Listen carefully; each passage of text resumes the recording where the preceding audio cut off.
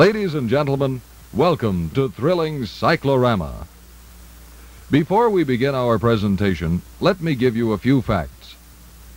The giant Cyclorama is one of 4 on the North American continent. It is 226 feet in circumference and stands 13 feet in height. The presentation was conceived and created by Al R. McFadden. Don Putman, a famous Florida muralist, was the artist and sculptor. Charles Hartman engineered the sound and lighting automation. Script by Al McFadden. Our narrator is the world-famous commentator, lecturer, and traveler, Lowell Thomas. Now, the exciting and beautiful Cyclorama.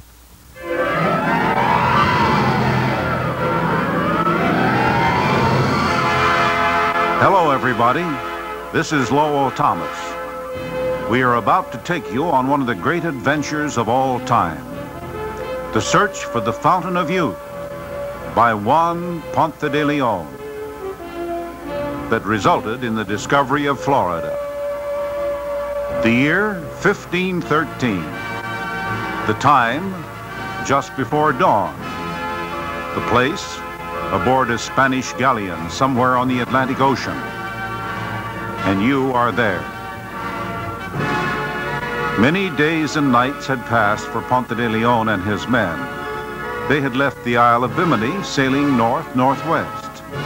They were searching for a land where, according to legend, they would find a fountain or spring whose waters, when drunk, magically rejuvenated men. Spanish seamen, like all seamen, were superstitious, and many strange omens had come to pass, causing them to doubt if on this voyage they would ever again sight land. Ponce de Leon knew full well that if the coming day did not bring a glimpse of shore, well, he could no longer compel his men to go on with the search. As for himself, he never once doubted the existence of the new land with its magic spring. Every hand was on deck keeping a sharp lookout, hoping to penetrate the darkness before dawn. The black cloak of night slowly melted away due to the approaching sun. Suddenly the heavens took on a glorious color as the sun did indeed come up like thunder.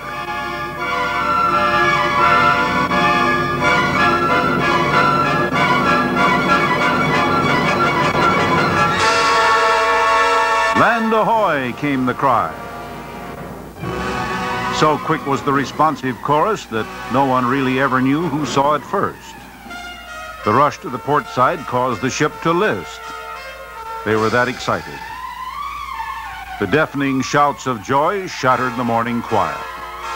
And then slowly the uproar subsided.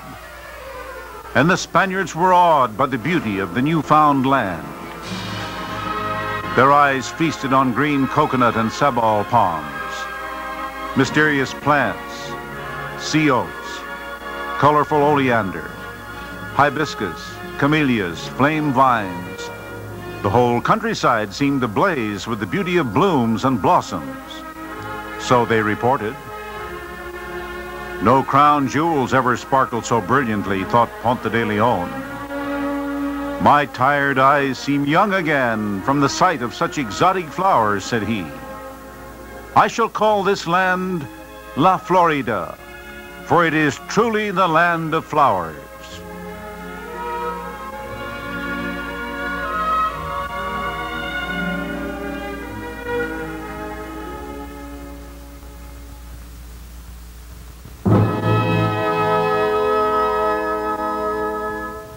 Nighttime was usually welcomed by the Spaniards.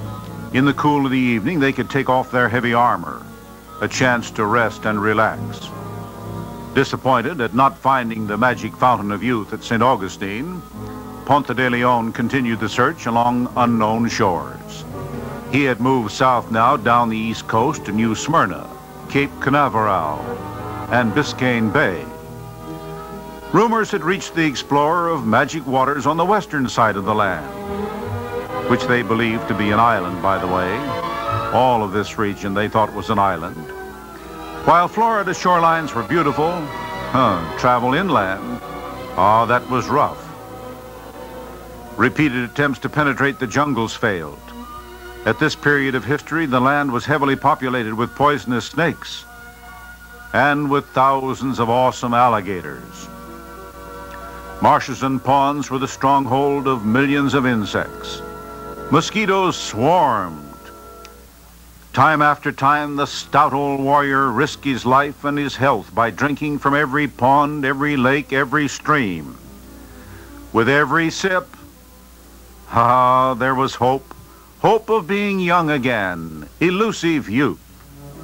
While many of the men under his command did not share his optimism, they could not help but be impressed by the strong faith of the old warrior. The sound of Spanish guitars and song filled the night air. Gathered around the campfire, the men sang of Spain, of home, of their loved ones.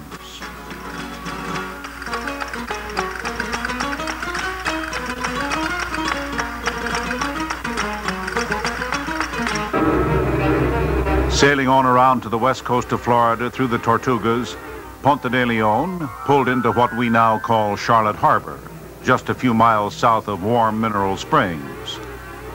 On shore, waiting for the Spaniards, were hundreds of tall, bronze-colored Indians. They were called Calusas. Their chief, a striking savage by name Carlos, decked out in war paint, weird tattoos, and crude weapons. The Spaniards saw that this was hardly going to be a friendly welcome. Suddenly, Indians in some 20 canoes came swiftly, silently from around a hidden cove. Before the Spaniards could fire a cannon, the Indians were swarming over the anchor chains. Ignorant as they were fearless in their efforts to capture and pull that ship ashore. An exchange of shots was followed by arrows from both sides. As the Spaniards concentrated on the battle, the Calusa chief gave the order for another wave of Indians to move out from shore.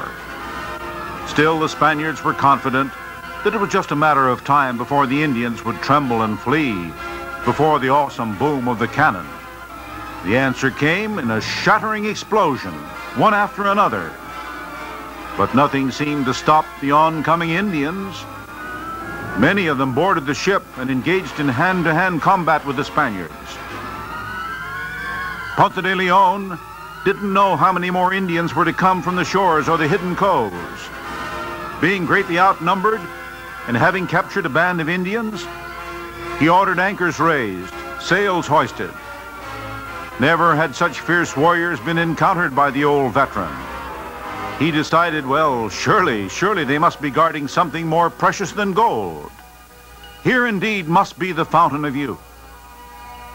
It was a sad Ponce de Leon who had to sail away, but a determined Spaniard who promised to come back again.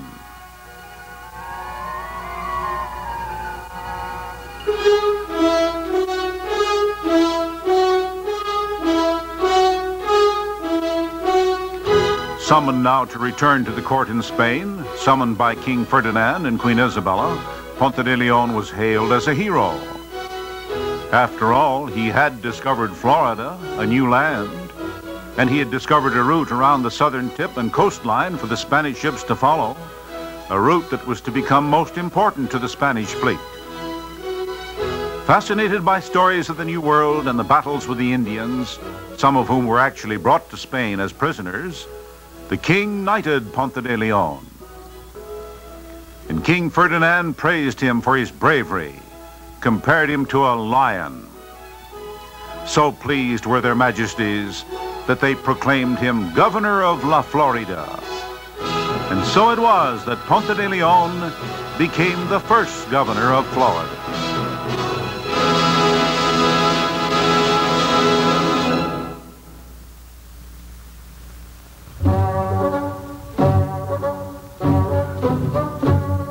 Now historians relate many conflicting stories of why aging Ponce de Leon wanted to find a fountain of youth.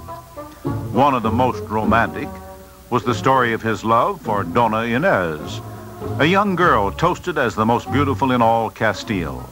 Senorita Inez had become the ward of Ponce de Leon when his close friend and captain died in battle. And when he saw the young beauty, we are told that he trembled like a man about to be cast to the lions, instead of a warrior acclaimed as a lion. The relationship between the two, it grew from fondness to deep devotion. But wise old Ponce knew that he could not keep the love of one so young and beautiful, not for long, except with a miracle. And such a miracle there would be if he could only find the fountain of youth. Oh, to be young again, he lamented. Don't we all? That evening he told Dona Inez of his plans to return to La Florida. Once I have tasted these magic waters with my lips, he said to her, I will return with my youth restored, and then we can live with happiness never before experienced by anyone in this world. Dona Inez reminded the old warrior that she loved him just as he was, and she begged him not to risk his life again. He was wealthy, he was of the nobility, they could live comfortably and happily forever. To which his sad reply was, ah, no, my dear, hardly forever. That is, not until I find the secret of eternal youth.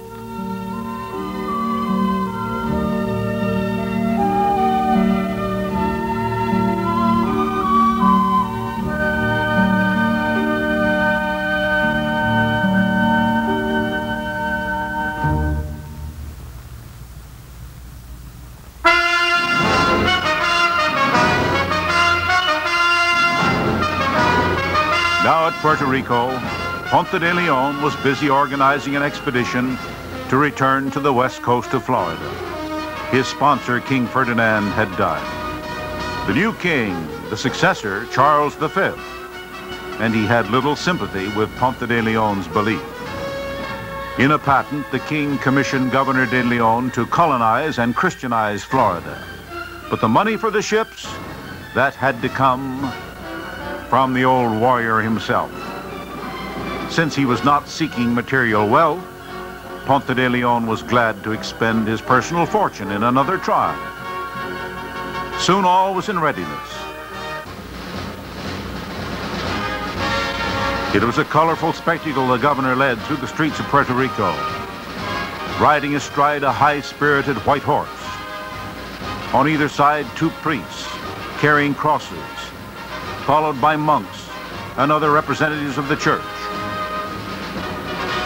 A contingent of 200 armed men was going with him to found a new colony. And this time, they not only were equipped with adequate armor and weapons to fight the fierce Indians, this time they were going to win another battle, the battle of survival. So they took axes with which to clear the land, farm implements too, domestic animals also, horses, cattle, pigs, chickens.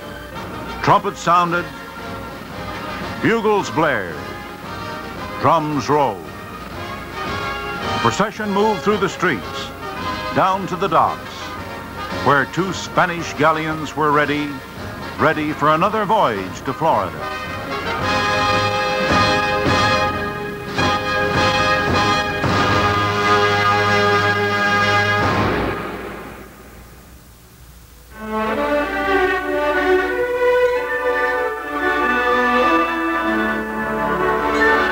Following the route charted from the first trip, the Spanish galleons moved swiftly, smoothly to Charlotte Harbor. They were all set to do battle with the Indians. But the Spaniards were surprised. They saw none. The Indian chief knew full well that when his tribesmen met the Spaniards again, it would be better to meet them in the jungles, where the Indians could employ their devious strategy. That previous encounter had taught them to fear the booming cannon, the cannon that hurled death and destruction.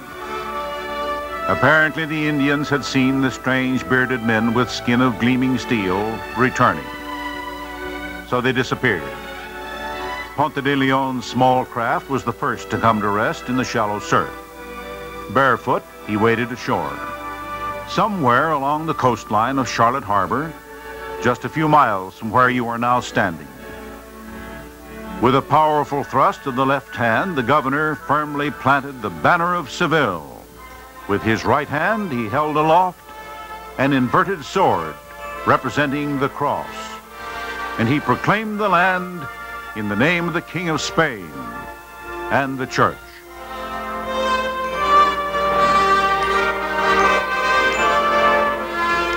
A shout went up from the men, and the priests fell on their knees in prayer. Thanks be to God. May the name of Jesus Christ be praised. And with this simple ritual, Christianity and civilization came to Florida.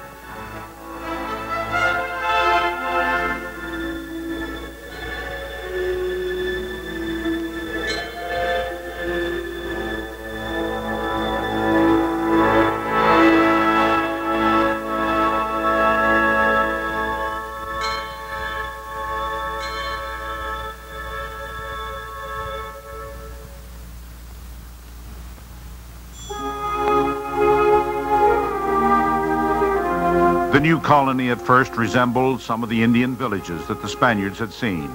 A clearing was cut from the forest for the site. Pine trees were used to form a barrier around the village. Inside were housed the 200 men and their animals. No sooner had a crude-looking cross been placed at the top of the only circular building than a strange procession formed. Strange, that is, for this new land. Led by priests, friars, and missionaries, noblemen joined laborers and farmers in a line of march. A hymn was chanted and echoed. Historians tell us that with the establishment of this first colony, the little round, simple hut became the first house of Christian worship ever erected on these shores.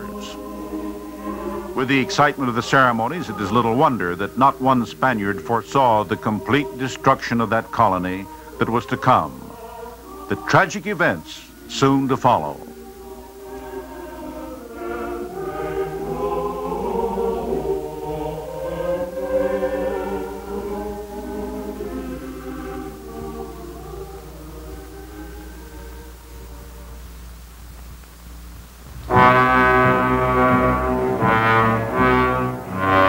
And then months went by. Still not an Indian sighted. So the Spaniards began to explore deeper and deeper into the brush and the palmetto. The aging Ponte de Leon knew that time was against him. He knew that he must soon find his fountain of youth. His first encounter with the Indians convinced him that the magic spring surely must be in this area. Otherwise, why would they fight so fiercely against such odds? Ah, yes, he concluded, they must be protecting the magic waters. And so he became all the more determined to find the fountain of youth, or never turn back to the colony. As the sun reached the noontime position, he quickened his pace instead of resting. Only a small group managed to keep up with him. His heart was pounding with the excitement of a younger man. But this time, lurking in the shadows, were the savages. Camouflaged, brown as the trunks of the trees. And then suddenly from the thickets, arrows from all directions. So surprised were the Spaniards, there wasn't even time to sound the battle trumpet. The arrows finding their mark. And now, the moment of the greatest tragedy of all. The tall Indian chief, perched in a palm tree, pulled back on his great bow and sent an arrow through the thigh of Ponte de Leon. Up went the cry of Santiago, God and St. James. But that arrow struck fear. The gallant old Spaniard had never before wavered in his belief. Here he was. Surely this must be his goal. Here in this area must be the fountain of youth. But fate had dealt him a cruel blow. And now never would he drink of those magic waters. Never would he find the youth that he sought. The tears that rolled down his leathery cheeks were not from pain. They were from the realization that he had failed. Although death came to the gallant old warrior, it did not end the legend. It did not end the search. For that legend has held the imagination of all who have heard it through the years. And as we all know, the Fountain of Youth and the quest for it did at least bring lasting fame to Ponce de Leon. When the Spanish explorer first landed here in Florida in 1513, I suppose we could say that he was Florida's first tourist. And like most tourists, he returned again. Since then, millions of us from all over the world have journeyed to this magic land. We have come here to play, to swim, to bask in the warm sunshine, to enjoy Florida's golden climate.